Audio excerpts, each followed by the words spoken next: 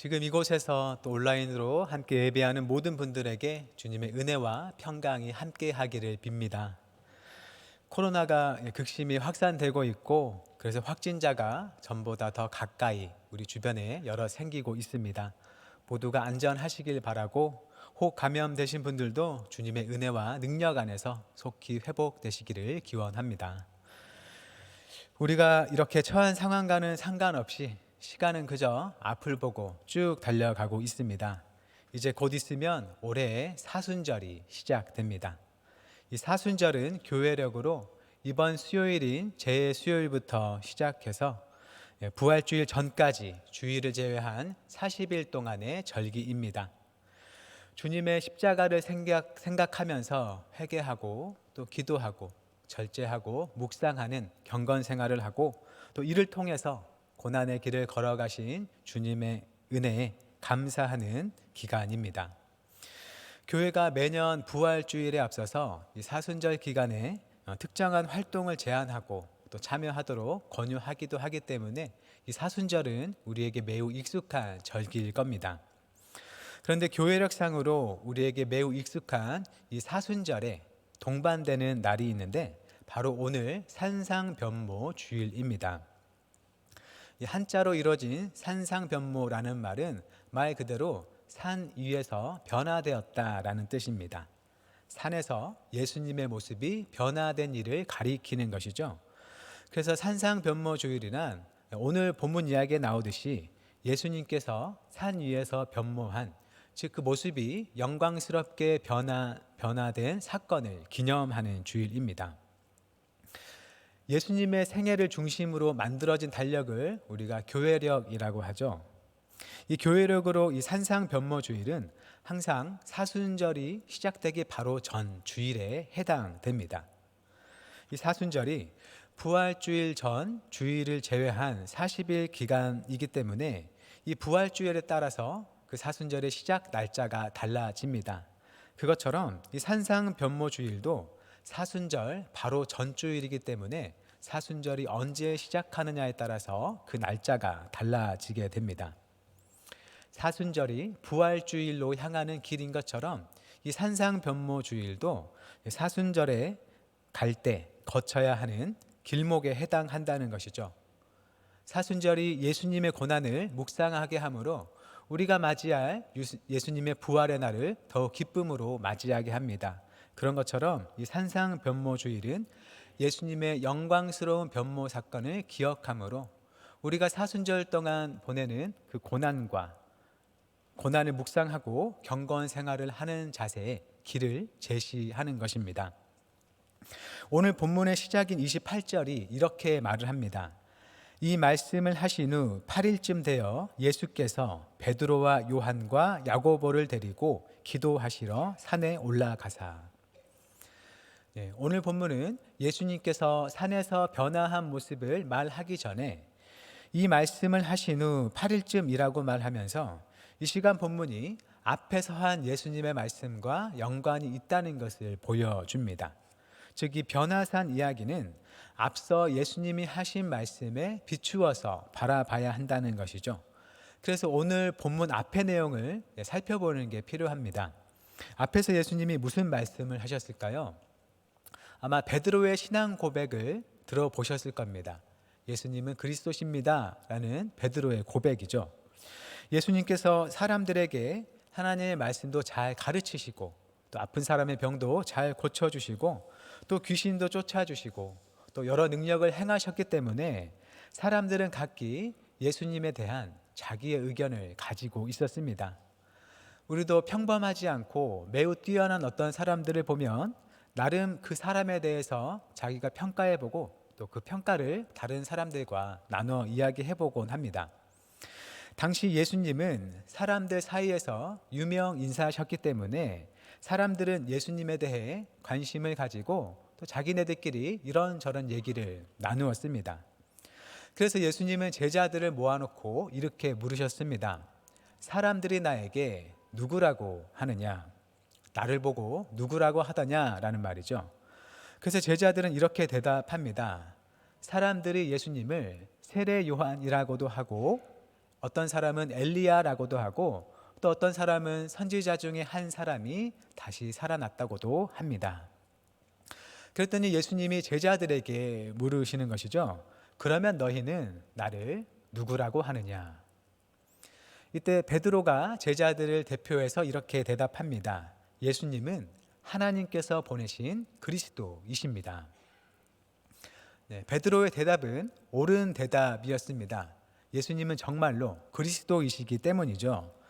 사실 당시에는 제자들 외에도 예수님을 그리스도로 기대했던 사람들이 아마 적지 않았을 겁니다. 예수님은 사람들이 지금까지 별로 보지 못했던 신기한 능력을 많이 행하셨고 또 많은 사람들이 그것을 하나님께서 주신 능력으로 생각했기 때문이죠.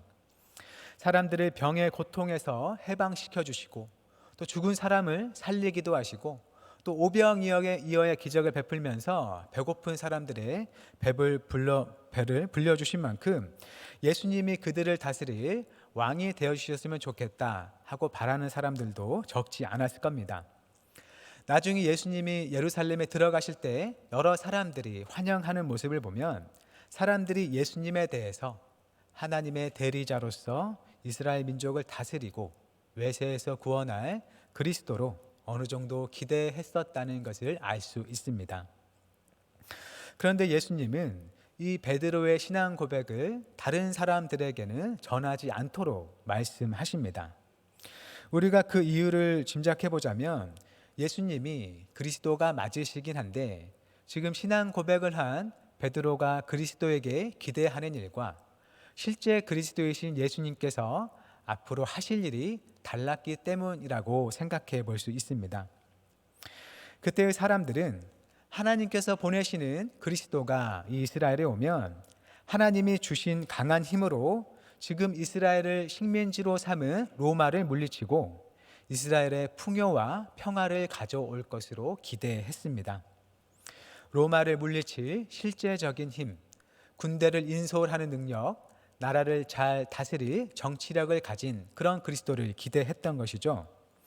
제자 베드로도 아마 일반적인 지도자와는 다른 모습을 보이셨을 예수님과 함께 하면서도 그분이 그리스도로서 앞으로 어떻게 행하실지에 대해서는 보통 사람들이 기대했던 것과 별로 다르지 않은 모습을 생각했던 것 같습니다.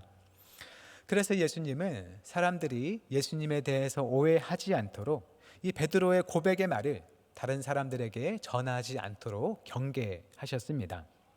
그리고는 이렇게 말씀하셨습니다. 22절 말씀입니다.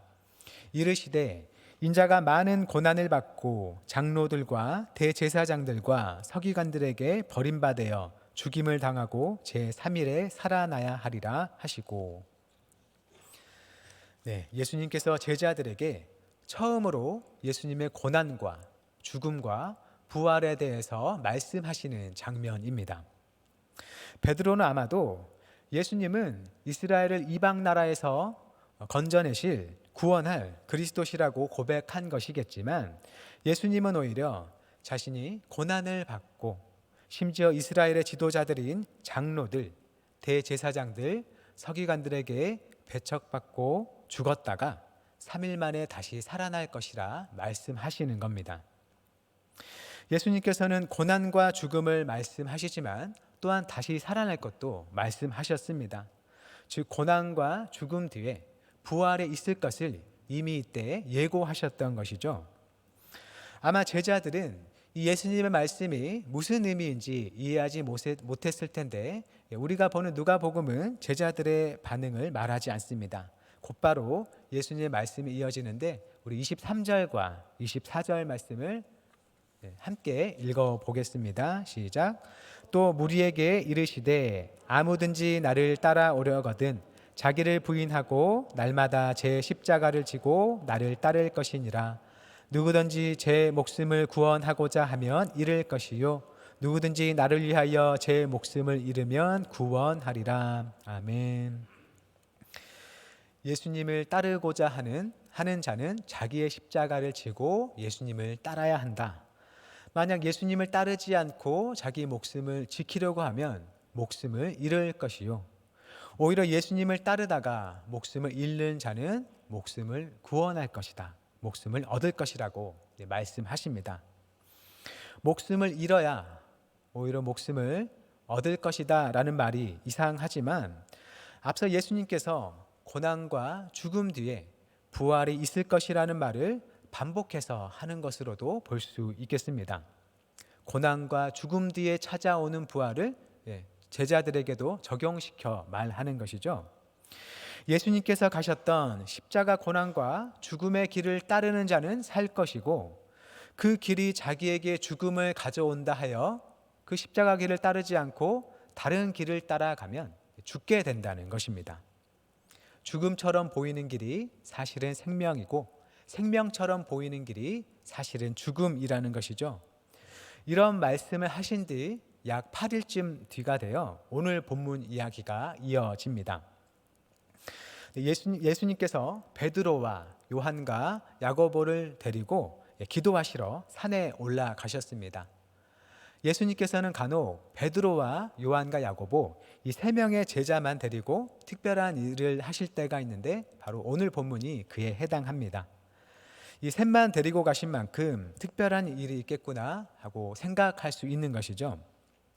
아니나 다를까 예수님께서 기도하실 때 용모가 변화되고 그 옷이 휘어져 광채가 나더라 라고 합니다.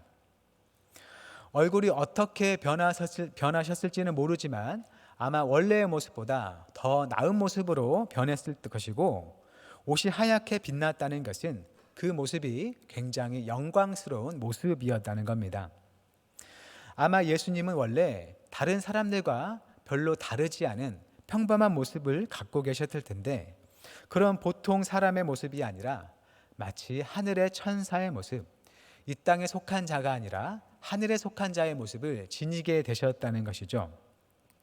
평소에 제자들이 보던 모습과는 완전히 다른 새로운 존재로서의 모습으로 변하셨다는 겁니다. 그래서 이 모습은 단지 예수님의 외모가 멋지게 변화되었다라는 걸 말하는 게 아니라, 고난과 죽음 뒤에 부활하셔서 세상을 다스리시는 주님으로서의 영광을 보여준 것이라 하고 우리는 생각할 수 있습니다. 왜냐하면 예수님께서는 오늘 본문 바로 전 27절에서 여기 서 있는 사람 중에 죽기 전에 하나님의 나라를 볼 자도 있느니라 라고 하셨는데, 바로 예수님의 이 변화된 모습이 말씀하신 하나님의 나라가 임한 것을 보여주신 것으로 볼 수 있기 때문입니다. 제자들은 당시에는 몰랐지만 예수님의 부활 후에 이것을 깨닫고는, 베드로는 베드로 후서에서 우리가 그와 함께 거룩한 산에 있을 때에 그의 크신 위엄을 보았고 하늘로부터 하나님의 음성을 들었다라고 증언합니다. 예수님의 모습이 변화됐을 때 문득 두 사람이 예수님과 함께 대화를 합니다. 바로 모세와 엘리야이죠. 이 모세는 구약의 율법을 대표하는 사람이고, 엘리야는 구약의 선지자를 대표하는 사람입니다. 그래서 이 두 사람은 구약을 대표하는 인물들이라고 할 수 있습니다. 이 모세는 신명기의 말씀에서 훗날 하나님께서 자기와 같은 선지자를 보내셔서 그를 통해 이스라엘에 말씀하실 것이라 예언했습니다. 이스라엘 사람들은 이 모세가 말한 자기와 같은 선지자가 단순히 하나님의 말씀을 전하는 선지자가 아니라, 모세가 이스라엘을 애굽에서 건져냈던 것처럼 이스라엘이 또다시 애굽 아래에 있는 것과 같은 외세의 억압 아래에 있을 때에 이스라엘을 건져낼 지도자로 생각했습니다. 하나님께서 훗날 모세와 같은 선지자를 보내셔서 새로운 출애굽을 일으킬 것이라 라는 걸 예언한 걸로 이해했다는 것이죠. 즉 모세가 메시아를 예언했다고 보는 것입니다. 그리고 엘리야는 이 말라기서에서 메시아보다 먼저 와서 메시아의 길을 준비하는 자로서 예언되었습니다. 이렇게 예수님께서 영광스러운 모습을 지니고서 구약을 대표할 뿐만 아니라 메시아와 큰 연관을 가진 두 사람과 이야기를 하고 있습니다. 그래서 이것은 예수님을 구약에서 예언되고 이스라엘이 기다려왔던 그 메시아와 큰 관련을 맺게 하는 장면이라고 볼 수 있습니다. 그런데 예수님이 이들과 하는 대화의 내용이 무엇인가요? 우리 31절 말씀을 함께 읽어보겠습니다. 시작. 영광 중에 나타나서 장차 예수께서 예루살렘에서 별세하실 것을 말할세. 아멘. 네, 머지않아 예수님께서 예루살렘에서 별세하실 것에 대해 이야기합니다. 이 별세는 세상을 떠난다는 것으로 죽음을 의미하죠. 앞서 예수님께서 제자들에게 이미 말씀하신 것처럼 예수님은 현재 영광스러운 모습을 제자들에게 보여주고 계시지만 지금 주님께 주어진 앞길은 죽음이라는 것을 말하고 있습니다. 예수님께서는 곧 있으면 예루살렘으로 향하실 것인데 그분이 가는 길은 죽음의 길이라는 것이죠. 참고로 여기서 별세라고 번역된 단어 헬라어 원어 엑소도스는 출애굽을 의미하기도 합니다. 그래서 예수님이 가는 이 죽음이 단순한 죽음이 아니라 노예 상태에 있는 이스라엘을 건져낼 한 사건이 될 것을 암시하는 것으로 볼 수 있습니다. 이제 제자들이 깊이 졸다가 깨어나서는 예수님이 모세와 엘리야와 함께 서 있는 모습을 보게 됩니다. 예수님께서 기도하러 12 중에 셋만 골라서 함께 데리고 오셨는데도 기도는 하지 않고 잠이 빠져 있는 한심한 제자들의 모습을 보게 됩니다. 그래도 그 모습이 우리에게 측은하면서 또 친근한 것은 우리도 종종 보이는 모습이기 때문이겠습니다. 이들이 영광 중에 계신 예수님과 또 두 사람을 보게 되었습니다. 그 모습은 아까 묘사한 것처럼 이 땅에 익숙한 모습이 아니라 하늘의 영광스러운 낯선 모습입니다. 이들은 이전에 모세와 엘리야의 얼굴을 봤을 턱이 없지만 이들은 둘을 알아봅니다. 그리고 이렇게 말합니다. 우리 33절 말씀 함께 읽어보겠습니다. 시작. 두 사람이 떠날 때에 베드로가 예수께 여짜오되 주여 우리가 여기 있는 것이 좋사오니 우리가 초막 셋을 짓되 하나는 주를 위하여 하나는 모세를 위하여 하나는 엘리야를 위하여 하사이다 하되 자기가 하는 말을 자기도 알지 못하더라. 아멘. 제자들은 지금 예수님의 영광스럽게 변화된 모습 그리고 구약의 위대한 인물들과 함께 있는 모습에 대해서 큰 황홀을 느끼고 있는 것 같습니다. 그래서 아마 조금 정신이 없는 것처럼 보이는 베드로는 자기가 무슨 말을 하는지도 모르는 채로 이곳이 좋으니 초막 셋을 만들어서 이곳에서 지내자고 말씀을 드립니다. 자기가 보고 있는 이 예수님의 영광이 자기에게 계속해서 함께 있기를 바라는 것이죠. 아마 베드로가 여태껏 예수님을 향해 가지고 있던 기대가 이루어진 모습이었을 겁니다. 그런데 그때 구름이 제자들을 덮어서 제자들은 두려움에 빠지고 하늘에서 하나님의 음성이 들립니다. 이는 나의 아들 곧 택함을 받은 자니 너희는 그의 말을 들으라. 예수님께서 세례를 받을 때 예수님을 하나님의 아들로 선언하셨던 그 아버지 하나님께서 또다시 예수님을 하나님의 아들로 선언하십니다. 세례 때는 하나님께서 예수님을 향해 내가 너를 기뻐한다 라고 말씀하셨는데 이번에는 하나님께서 제자들을 향해 그의 말을 들으라 라고 말씀하십니다. 하나님께서 친히 예수님의 제자들을 향해 명령하신 것이죠. 나의 택함을 받은 아들 예수의 말을 너희가 들으라. 앞으로 예수가 어떤 고난을 당하더라도 이는 나의 아들이 확실하니 예수가 갈 고난의 길에 너희 제자들도 거절하지 않고 예수의 말씀에 순종하며 함께 가도록 말씀하시는 것입니다. 소리가 그치고 이제 제자들 눈에는 예수님만 보입니다.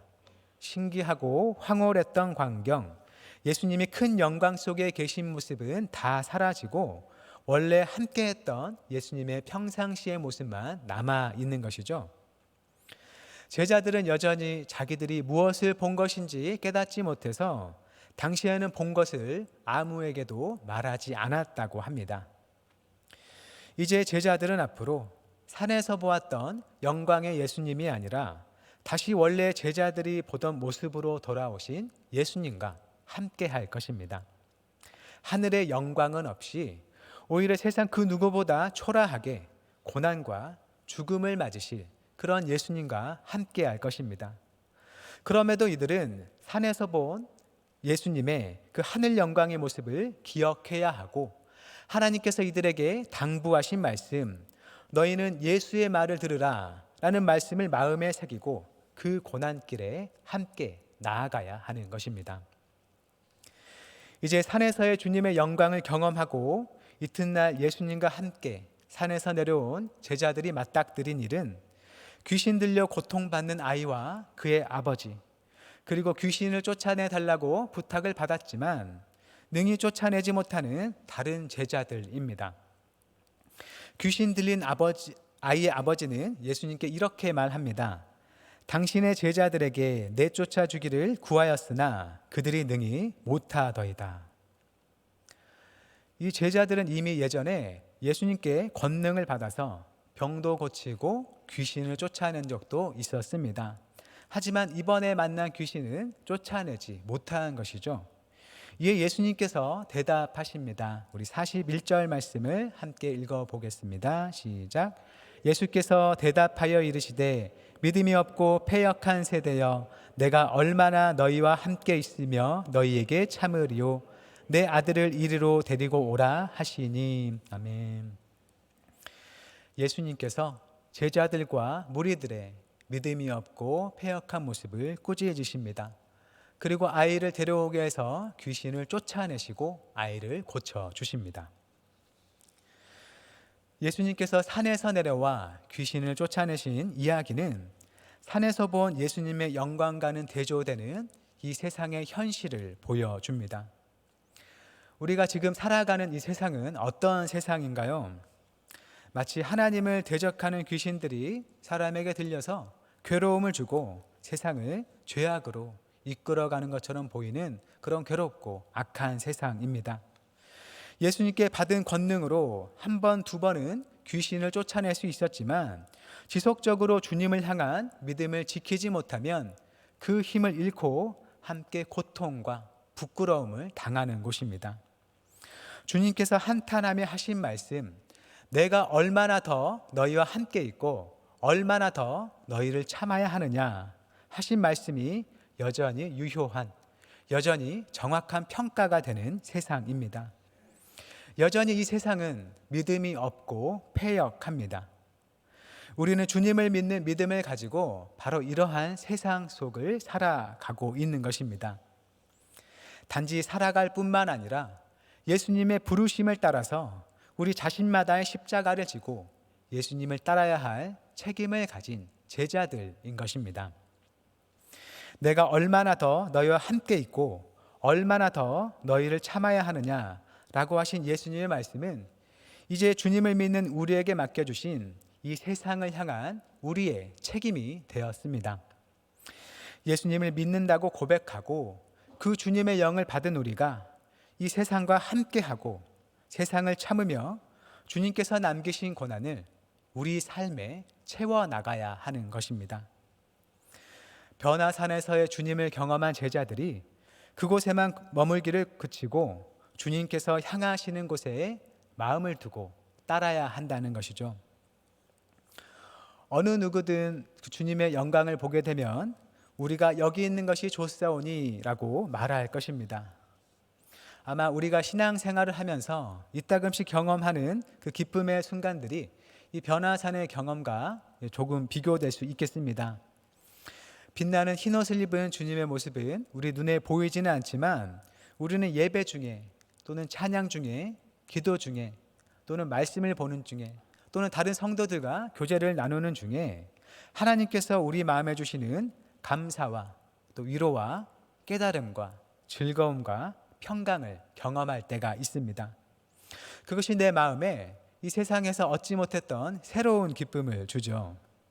그래서 그곳에 계속 머물고 싶을 때가 있습니다. 일상에서 마주하는 골치 아픈 것들을 피하고 다시 그 즐거움의 자리로 되돌아가고 싶은 마음이 있습니다.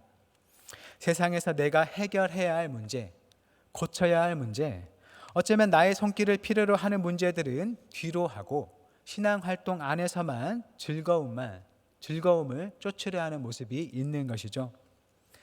그러나 이 세상 사람들이 처한 현실은 하나님께 대항하는 악이 판을 치는 세상입니다. 그곳에서 사람들은 고통받고 있습니다. 예수님은 영광의 자리로부터 고통과 악이 가득한 세상 한복판에 들어오셔서 사람들을 치유하셨습니다.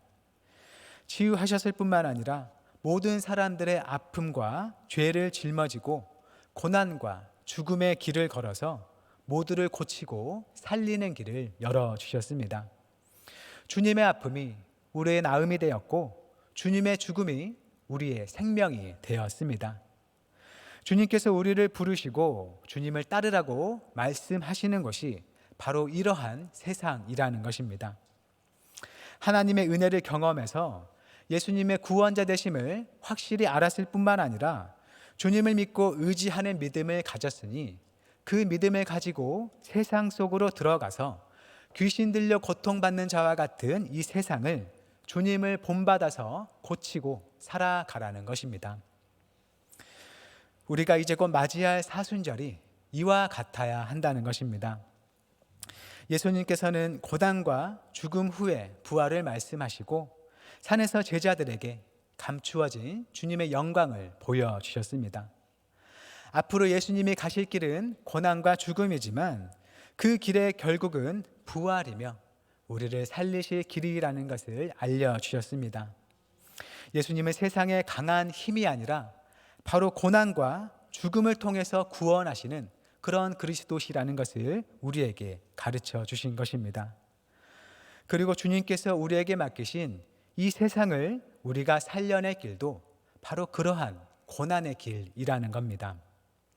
나의 희생이 그저 희생으로만 끝나지 않고 누군가를 살리게 될 것을, 누군가를 고치게 될 것을, 누군가에게 더 나은 삶을 줄 것을 믿고 기대하며 고난의 주님을 따르라는 것입니다. 세상의 높음과 강함의 방법을 추구하지 말고 진정한 구원을 주셨던 예수님처럼 겸손과 희생의 길을 쫓아 행하면서 세상을 구원하는 삶을 살아가라는 겁니다. 그것이 바로 내가 살 수 있고 세상이 사는 길이라는 겁니다. 우리가 보낼 사순절이 단지 어떤 종교적인 활동을 수행함으로 마치 변화산에서의 기쁨을 누리는 것으로 맞춰서는 안 되겠습니다. 또한 불필요한 금욕과 절제로 우리의 몸을 괴롭게 하는 것에만 의의를 두는 그런 기간이 되지 않기를 바랍니다.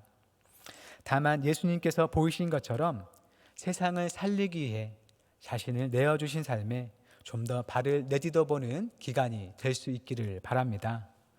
우리를 위해 희생하신 고난의 주님을 묵상하고 그 길을 가시는 주님을 잘 따르지 못했음을 회개하고 다시 우리 삶의 방향을 하나님과 세상을 향해 조정하는 시간이 되기를 바랍니다.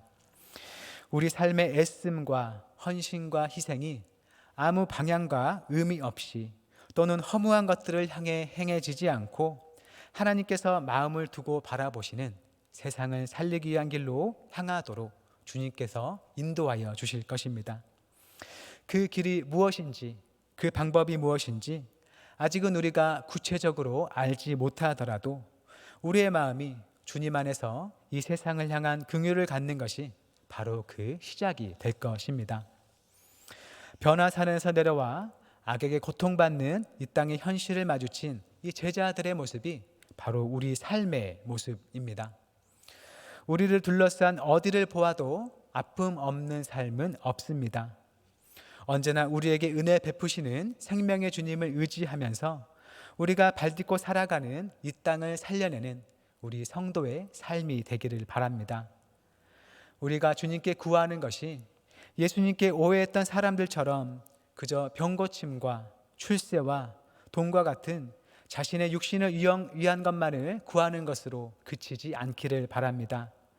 그보다는 더 나아가서 예수님께서 먼저 가셨던 고난과 십자가의 길을 따르면서 다른 사람을 고치고 살리는 일에 동참코자 하는 마음과 힘과 필요를 구하는 그런 믿음이 될 수 있기를 바랍니다.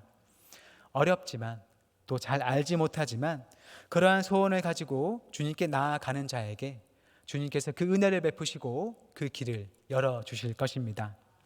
하나님의 영광을 보고자 할 뿐만 아니라 그곳에서 힘을 얻어 더 굳건하게 생명을 살리시는 주님의 고난의 길을 따르고자 하는 모든 한영교회 성도님들에게 주님의 평강과 인도하심이 함께하기를 축원합니다.